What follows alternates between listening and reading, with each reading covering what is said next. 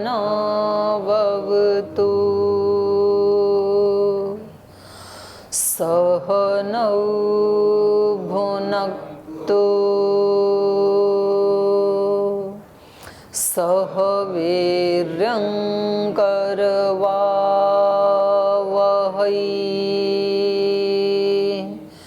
तेजस्विनावधीतमस्तु मा विद्विषावहै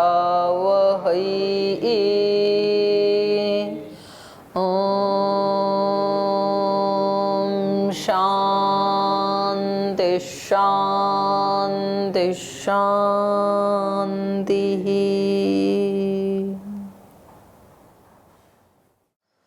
न्याय दर्शन के द्वितीय अध्याय का द्वितीय आह्निक पढ़ रहे हैं हम। और शब्द नित्य है या अनित्य है, इसकी परीक्षा चल रही है शब्द प्रमाण पे। तो यहाँ इन्होंने 3 इसके हेतु दिए सिद्धांती ने कि शब्द अनित्य है, और उसके हेतु दिए आदिमत्वात्, ऐन्द्रियकत्वात्, कृतकवत उपचाराच्च।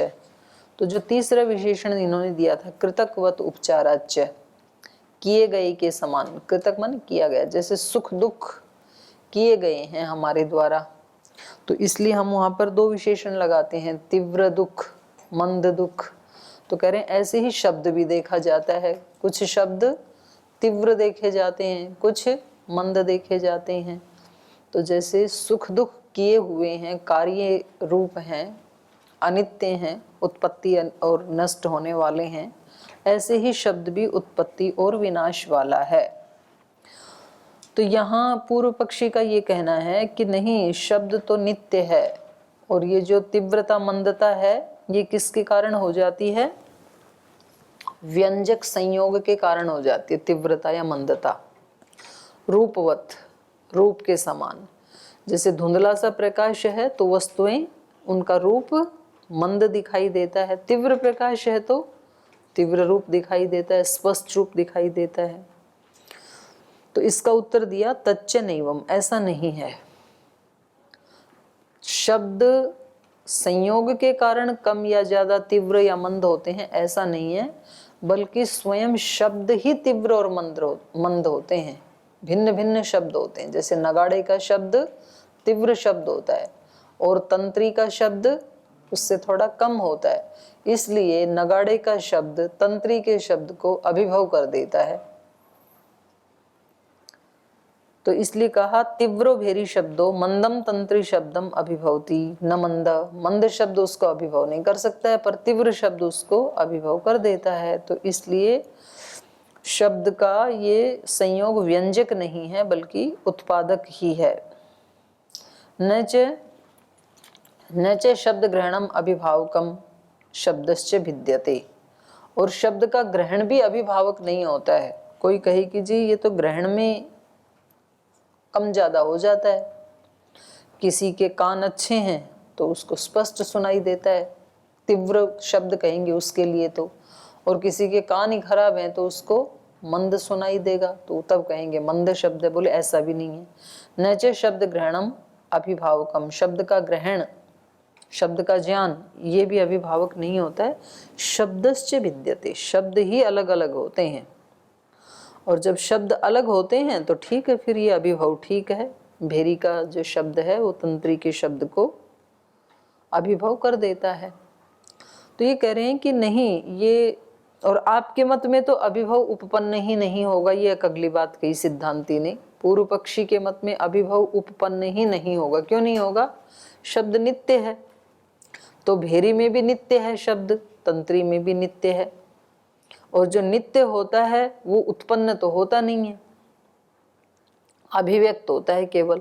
तो जब तंत्री को बजाएंगे अभिव्यक्त होगा, जब भेरी को बजाएंगे अभिव्यक्त होगा, पर उन दोनों का शब्द संतान से उत्पत्ति ऐसा वो मानते नहीं है। उत्पत्ति पक्ष में तो शब्द उत्पन्न हुआ और फिर उसने अपने जैसे को उत्पन्न किया, अपने जैसे को उत्पन्न किया, तो ऐसे शब्द संतान से वो प्रवाहित होगा, और फिर जहां दोनों मिलेंगे तो जो प्रबल होगा वो कमजोर वाले का अभिभव कर देगा, पर आपके पक्ष में तो ऐसा है ही नहीं, तो अभिभव हो ही नहीं पाएगा। लेकिन व्यावहारिक दृष्टि से आप भी देखेंगे कि भेरी का शब्द तंत्री के शब्द का अभिभव कर देता है, तो संयोग तो होता नहीं है वहां पर। तो इन्होंने कहा कि ठीक है, अप्राप्ते अभिभव इति चेत, अप्राप्ति में ही अभिभव मान लेंगे हम, उन दोनों का संयोग नहीं हुआ, दूर दूर ही थे, अलग अलग स्थान पे थे, तो बिना संयोग के ही एक शब्द ने दूसरे शब्द का अभिभव कर दिया।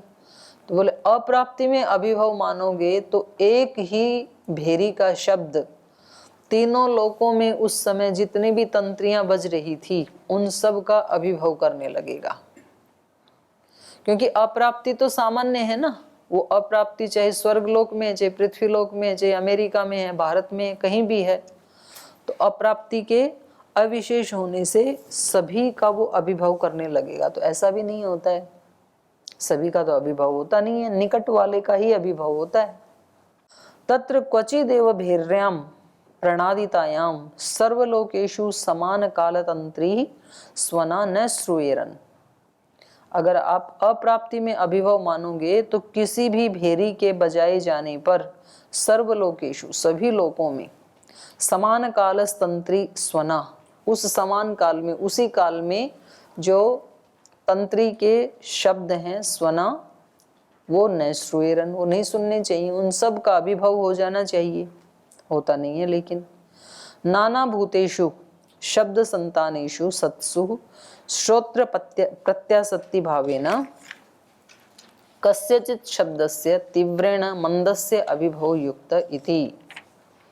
तो कह रहे हैं नाना भूतेषु शब्द संतानेषु, तो अब इसलिए जो सिद्धांत पक्ष है उसको बता रहे हैं। अनेक भूतों में जो उत्पन्न होने वाले शब्द हैं वो शब्द संतानेषु सत्सु, उत्पन्न होकर के फिर वो अपने जैसे को उत्पन्न करते हैं, फिर दूसरा तीसरे को, तीसरा चौथे को, तो इस तरह से शब्द संतान में होता हुआ शब्द श्रोत्र प्रत्यासत्ति भावेन, श्रोत्र के निकट जब आ जाता है तो श्रोत्र प्रत्यासत्ति भावेन, उस नैकट्य के भाव से कस्यचित् शब्दस्य तीव्रेण, तो वो प्रत्यासत्ति से दोनों ही शब्द आए श्रोत्र के पास, उनमें से जो तीव्र शब्द था उसके द्वारा मंदस्य अभिभव युक्त, मंद का अभिभव हो जाता है, ये सिद्धांत युक्त है।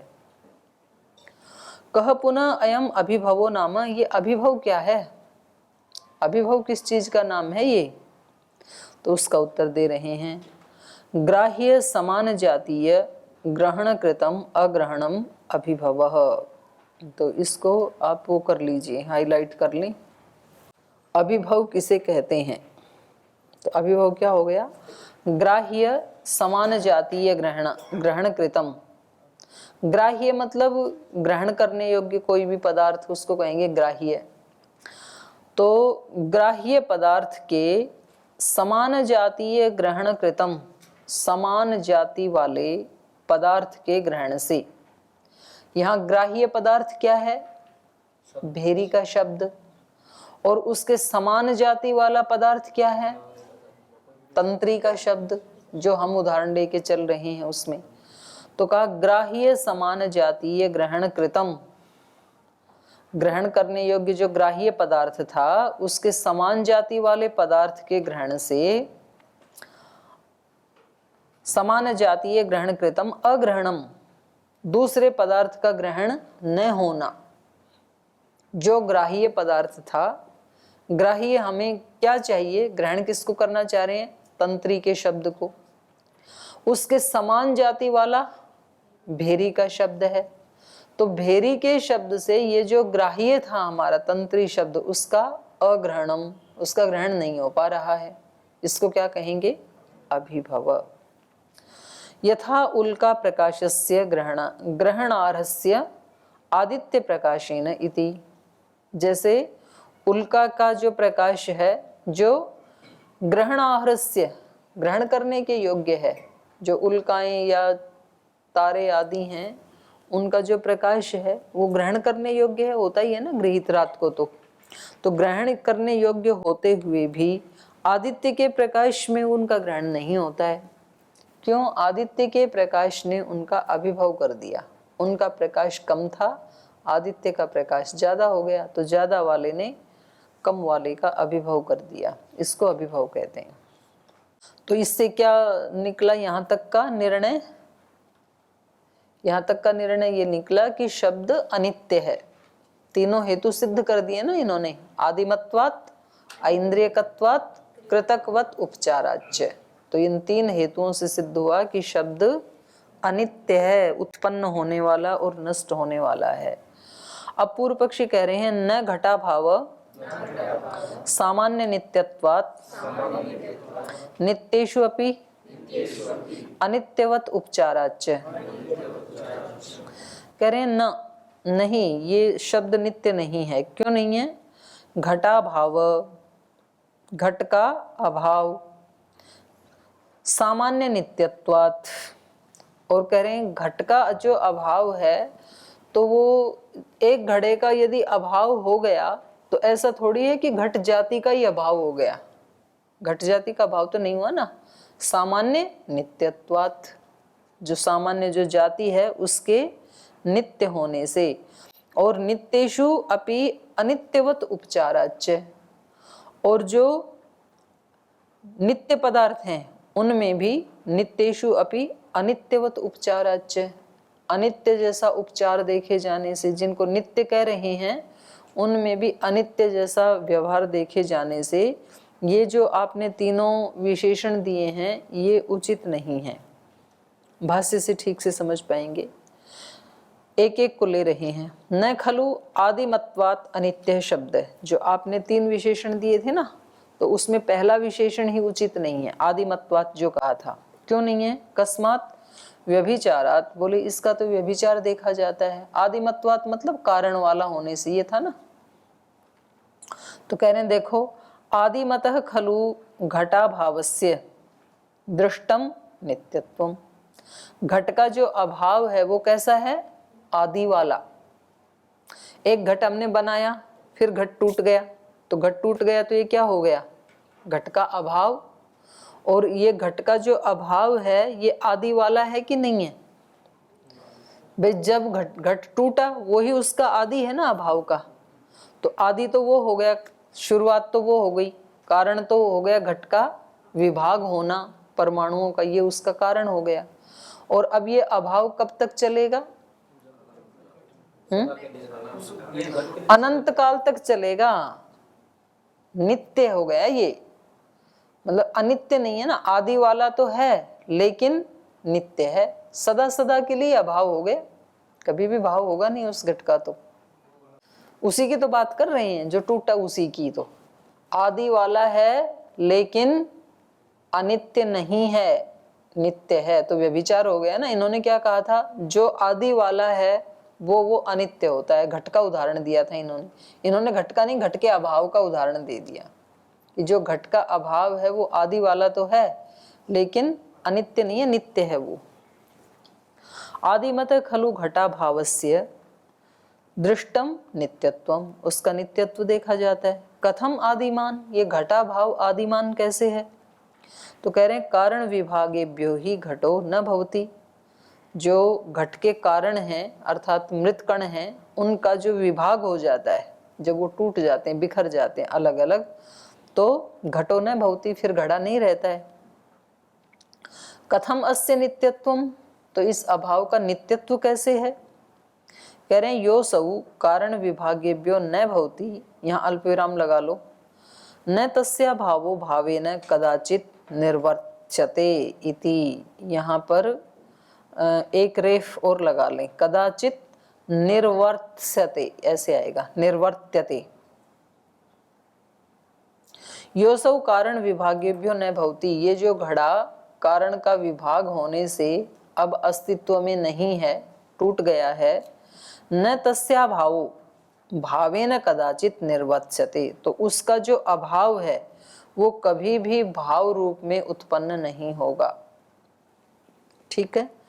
न तस्या अभावो, उस घड़े का जो अभाव है ये भावेन कदाचित न निर्वर्त्यते, कभी भी ये भाव रूप में नहीं आएगा।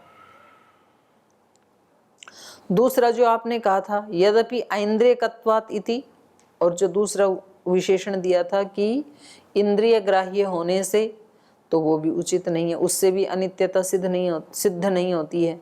तदपि व्यभिचरति, उसका भी व्यभिचार देखा जाता है। कैसे? ऐन्द्रियकम च सामान्यम नित्यम च इति। जब कोई पदार्थ हमें इंद्रिय से ग्राह्य होता है, किसी जैसे गो आदि पदार्थ, घट आदि पदार्थ, तो उस पदार्थ के साथ साथ उसकी जाति का भी ग्रहण होता है कि नहीं होता है? तो जाति भी, गो के साथ गोत्व का भी ग्रहण होता है कि नहीं? मनुष्य के साथ मनुष्यत्व का, घट के साथ घटत्व का। तो कह रहे हैं ये जो जाति तो नित्य होती है, तो इंद्रिय ग्राह्य होते हुए भी जो इंद्रिय ग्राह्य है वो अनित्य है, ऐसा तो नहीं है। इंद्रिय ग्राह्य तो जाति भी है, लेकिन जाति क्या है? नित्य है। तो व्यभिचार हो गया ना। इंद्रियकम च सामान्यम, सामान्य मतलब जाति, नित्यम चैति, और वो नित्य भी है। और जो आपने तीसरा विशेषण दिया था यद्यपि कृतकवत उपचारात इति, कृतक के समान शब्द है, और कृतक हमेशा अनित्य होता है। जो किया हुआ कार्य रूप जो द्रव्य होता है वो अनित्य होता है, इसलिए शब्द भी अनित्य है। एतदपि व्यभिचरति, इसका भी व्यभिचार देखा जाता है। नित्येषु अनित्यवत उपचारो दृष्ट, नित्यों में भी अनित्य का उपचार देखा जाता है। जैसे यथा ही भवति वृक्षस्य प्रदेश, कंबलस्य प्रदेश एवं आकाशस्य प्रदेश आत्मनः प्रदेश इति भवति इति। जैसे अनित्य चीजों में एक भाग देखा जाता है, जैसे कि वृक्ष का एक भाग, तो ठीक है ये एक भाग वाला है, कृतक है, वृक्ष को बनाया ना किसी ने, बीज बोया तभी तो वृक्ष बना। तो इस अनित्य में जैसे वृक्ष का एक भाग ऐसे देखा जाता है। जैसे कंबल कृतक है, किसी ने बनाया है, और हम कहते हैं कंबल के एक भाग के ऊपर चाय गिर गई या कोई रंग गिर गया, तो उसका एक भाग का प्रयोग किया जाता है।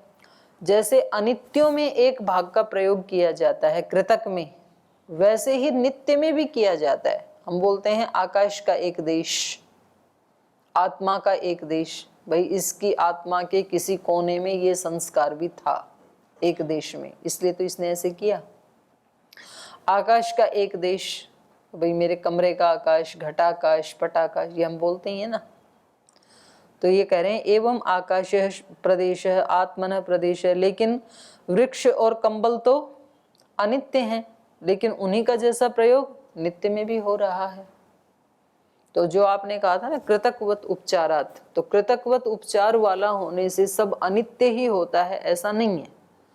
कृतकवत उपचार तो इनमें हो रहा है, आत्मा में और आकाश में, लेकिन ये अनित्य नहीं, नित्य है। आकाश भी नित्य है, आत्मा भी नित्य है।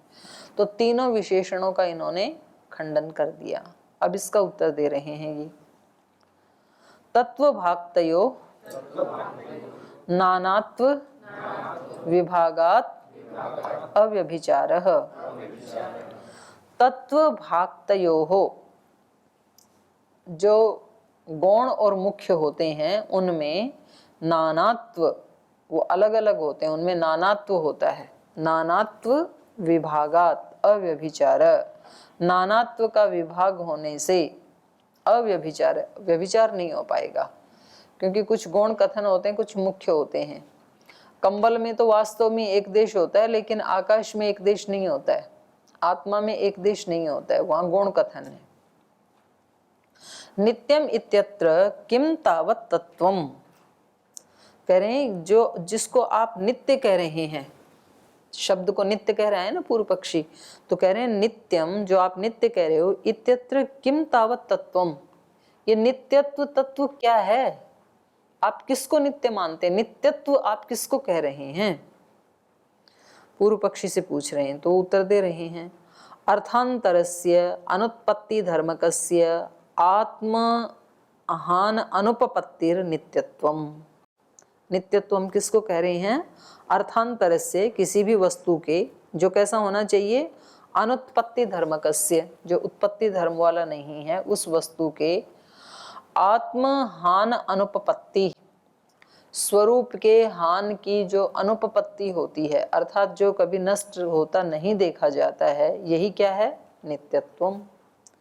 तच्च अभावे नोपपद्यते। और कह रहे हैं वो जो नित्यत्व है वो अभावे, अभावे माने घटा अभावे, जो घट का अभाव बताया था आपने, वहां तो तच्च अभावे नोपपद्यते, वो अभाव में तो वो नित्यत्व नहीं देखा जा रहा है। क्योंकि नित्यत्व किसको कहते हैं? कोई भी ऐसी वस्तु जो अनुत्पत्ति धर्म वाली है और उसके स्वरूप की कभी हानि नहीं होती है। जैसे आत्मा है, तो आत्मा कैसा है? अनुत्पत्ति धर्म वाला है और आत्मा के स्वरूप की कभी भी हानि नहीं होती है, उसको हम नित्यत्व कहेंगे। तो कह रहे हैं ये तो घट के अभाव में तो ये नहीं आ रहा है, नहीं घटित हो रहा है ये लक्षण। तच्च अभावे नोपपद्यते भाक्तम तु भवति। हाँ, गौण रूप से आप कह सकते हैं, पर तत्व रूप से ये जो नित्यता का विशेषण है ये घटा भाव में घटित नहीं हो रहा है। भाक्तम तु भवति यत् तत्र आत्मानं महान आसीत यत् भूत्वा न भवति न जातु तत्पुनर्भवति तत्र नित्य इव नित्यो घटा भाव इति अयम पदार्थ इति। तो कह रहे हैं गौण में तो कैसे हो जाएगा? यत् तत्र आत्मानम महान आसीत, जिसका अपना स्वरूप घड़े का महान था, मतलब एक सूक्ष्म परिमाण वाला नहीं था, महत् परिमाण वाला था। महान आसीत यत् भूत्वा न भवति, जो पहले था लेकिन होकर के अब नहीं है, जो होकर के नहीं रहता है, तो उसको कहेंगे नाश। न जातु तत्पुनर्भवति, तो वो पदार्थ फिर दोबारा नहीं होता है। तत्र नित्य इव नित्यो घटा भाव। तो ये जो आप इसका नित्यत्व बता रहे हो ना, घड़ा पहले था अब नहीं है, विभाग हो गया उसके परमाणुओं का, तो इस घटा भाव को आप क्या कह रहे हैं? नित्य। तो कह रहे हैं ये नित्य इव नित्य, गौण रूप से ये नित्य के समान नित्य कह सकते हैं, लेकिन ये मुख्य रूप से नित्य जैसा नहीं है, आत्मा जैसा नित्य नहीं है ये। न जातु तत्पुनर्भवति, वो घड़ा दोबारा जो उत्पन्न नहीं होता है, जो होकर के नहीं रहा, तो कहा तत्र उस घट में नित्य इव नित्यो घटा भाव, नित्य के समान नित्य का गौण प्रयोग किया जाता है घटा भाव में। इति अयम पदार्थ है, तो ये गौण रूप से कहा जा रहा है, गौण पदार्थ है ये। तत्र यथा जातीयकः शब्द न तथा जातीयकः कार्यम किंचित नित्यम दृश्यते इति अव्यभिचार। तो वास्तव में नित्यत्व कहाँ देखा जाएगा? तथा जातीय में ही तो देखा जाएगा ना। जैसे आत्मा है, उसी प्रकार से कोई ऐसा पदार्थ हो जिसकी कभी उत्पत्ति नहीं हुई, कभी उसके स्वरूप का हान नहीं हुआ, उसको हम नित्य कहेंगे। लेकिन घटा भाव तो ऐसा नहीं है।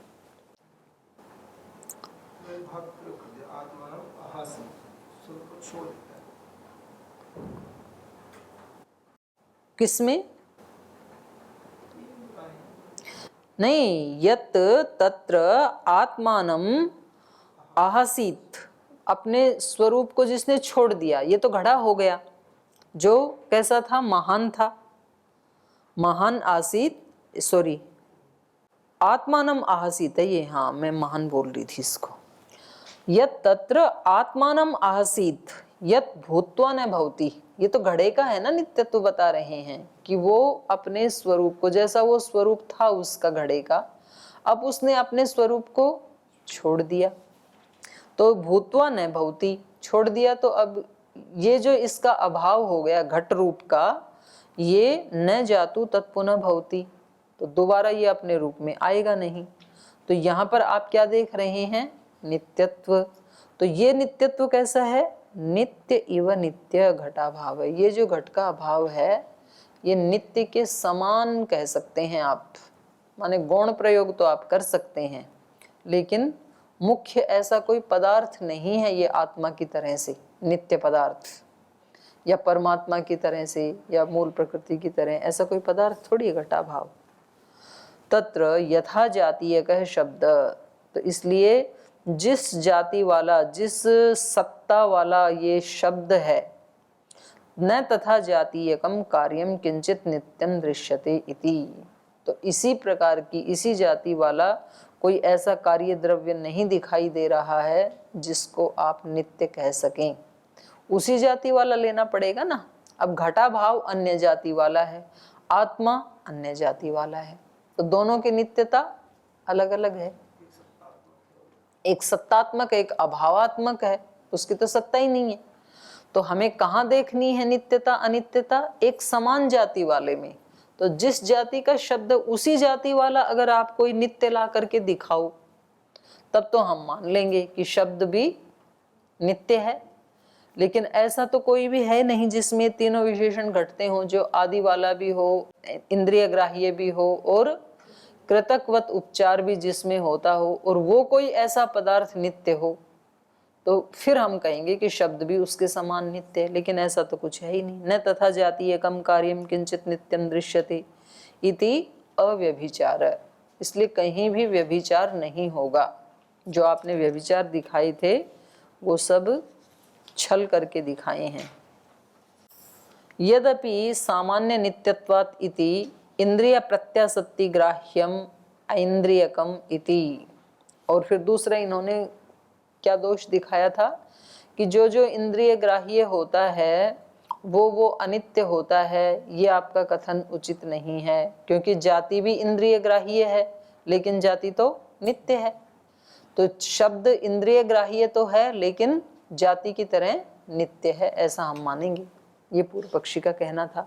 तो कह रहे हैं यद्यपि जो आपने कहा था सामान्य नित्यत्वातिथि, जाति के नित्य होने से, इंद्रिय प्रत्यासत्ति ग्राह्यम, इंद्रिय के प्रत्यासत्ति माने निकट, निकट आने पर जो ग्राह्य है तो उसको हम क्या कहेंगे? ऐन्द्रियकम, माने कर्ण इंद्रिय की समीपता से गृहित होता है। ये जो शब्द है यहां जब आ जाती है वो शब्द संतान तो गृहित होता है, कर्ण इंद्रिय के प्रत्यासत्ति ग्राह्य, उसके नैकट्य से उसका ग्रहण होता है। ये कैसे पता लगा कि यहाँ आकर के ही ग्रहण होता है? शब्द संतान से, शब्द वहां से चल करके यहाँ आता है तब उसका ग्रहण होता है। ये कैसे पता लगा? तो कहा संतानानुमान विशेषणात्, क्योंकि जब तक कोई शब्द हमारे कर्णेंद्रिय के निकट नहीं आता है तब तक हमें सुनाई नहीं देता। जैसे बाहर जो साउंड बज रही थी तो वो शब्द संतान से यहाँ तक आया, मंद होते होते होते होते तो हमें वो गृहित होता है। तो इससे क्या पता लगा कि वो उत्पन्न होने वाला है, उत्पन्न हुआ और फिर उसका शब्द संतान से एक शब्द ने दूसरे को पैदा किया, दूसरे ने तीसरे को, तीसरे ने चौथे को, तो पूरी चेन बन गई वहां से लेके यहाँ तक। तो इससे पता लगा कि शब्द अनित्य है। उत्पत्ति वाला जो है वो अनित्य है। अभिव्यक्ति वाला होता तो, अगर शब्द अभिव्यक्ति वाला होता तो हमें क्यों नहीं सुनाई देता? बताना जरा।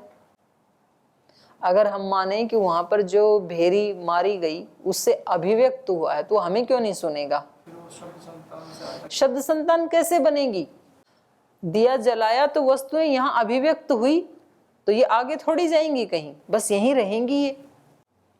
और उत्पन्न हुआ तो उसने अपने जैसे को और उत्पन्न किया, फिर उसने अपने जैसे को उत्पन्न किया, तो इसलिए हमें शब्द संतान से वो सुनाई दे रहा है। तो क्योंकि सभी शब्द कर्ण इंद्रिय के निकट आने पर ही हमें गृहित होते हैं, तो इससे हमें अनुमान होता है कि इसके पीछे शब्द संतान बनी है।